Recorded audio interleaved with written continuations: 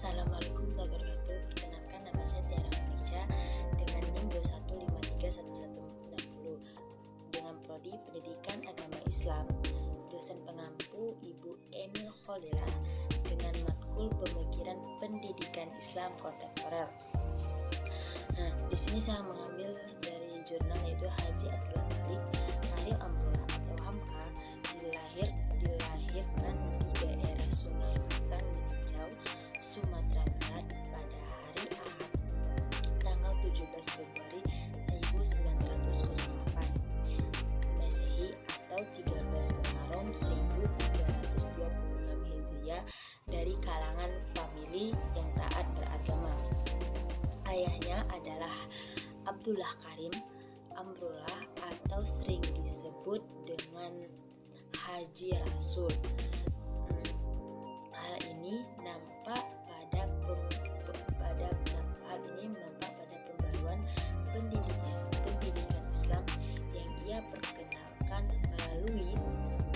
melalui Masjid Al-Azhar yang ia kelola atas permintaan pihak yayasan. Melalui Al-Ghazali,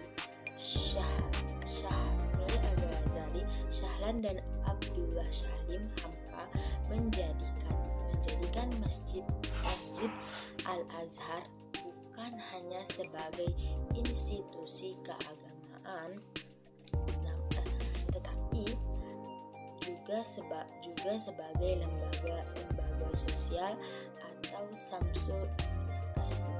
lembaga sosial, yaitu satu lembaga pendidikan atau melalui TK Islam sampai perguruan tinggi Islam.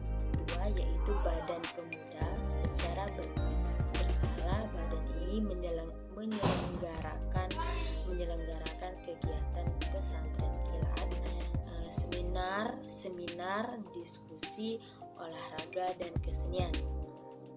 Terus yang ketiga yaitu Badan Kesehatan. Badan ini menyelenggarakan dua kegiatan, yaitu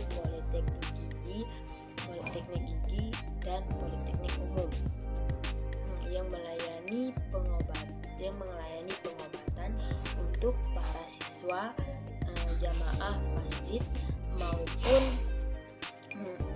masyarakat umum dan akademik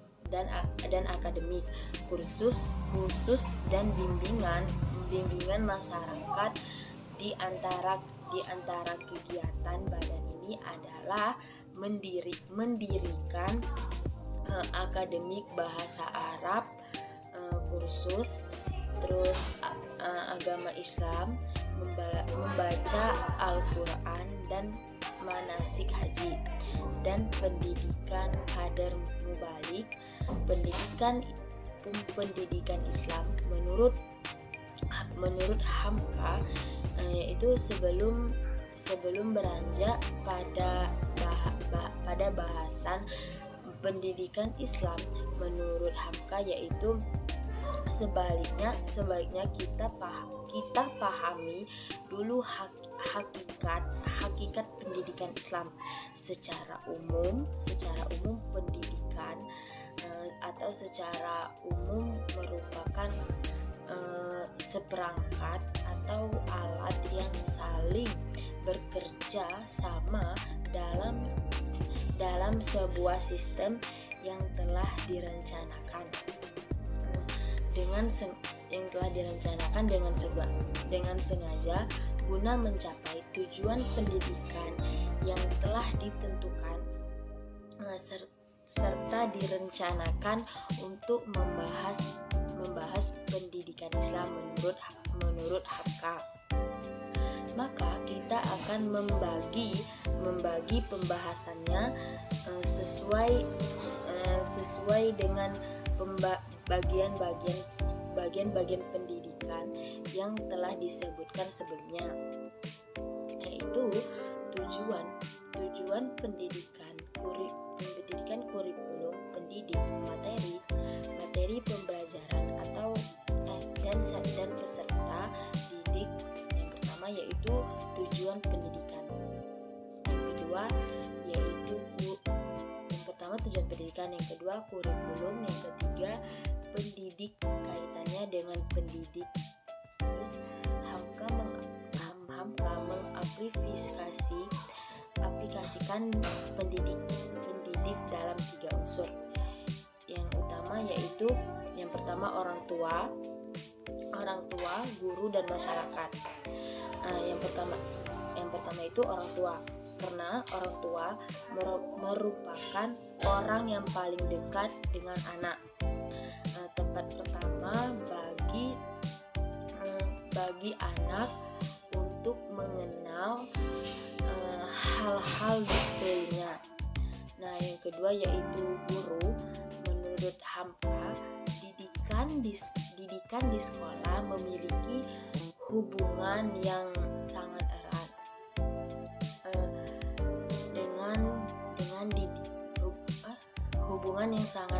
dengan didikan di rumah.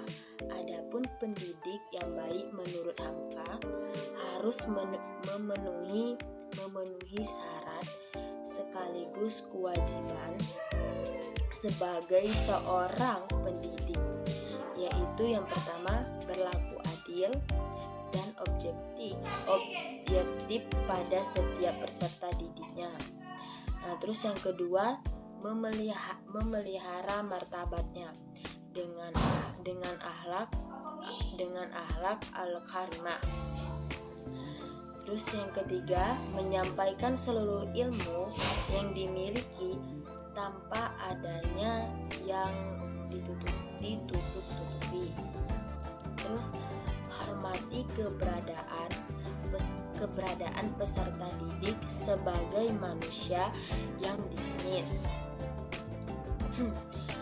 Dengan memberikan kemerdekaan kepada mereka untuk berpikir dan berkreasi, berpendapat dan menentukan berbagai kesimpulan lain. 5 memberikan ilmu pengetahuan sesuai dengan tempat dan waktu, sesuai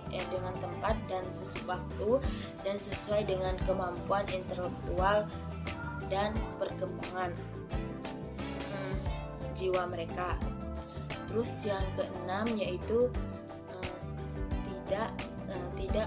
tidak menjadikan upah atau gaji sebagai alasan utama dalam mengajar peserta didik. Menurut Hamka, tidaklah salah bekerja untuk mencari upah. Yang ketujuh yaitu menanamkan keberanian budi dalam diri peserta didik. Terus masyarakat, peserta didik merupakan makhluk sosial yang tidak bisa hidup tanpa berinteraksi dan membutuhkan bantuan orang lain yang ada di sekitarnya. Terus yang keempat yaitu materi pembelajaran pengembangan akal atau filsafat dan rasa atau agama adalah 2 jenis orientasi materi pendidikan, dan menurut Hamka kedua orientasi materi tersebut penting dan saling mengisi antara satu dengan yang lain. Terus 5 peserta didik yaitu merupakan orang yang secara akal budi masih kosong dan harus siap dalam menampung juga serta mengelola apa saja yang diajarkan oleh pendidiknya. Terus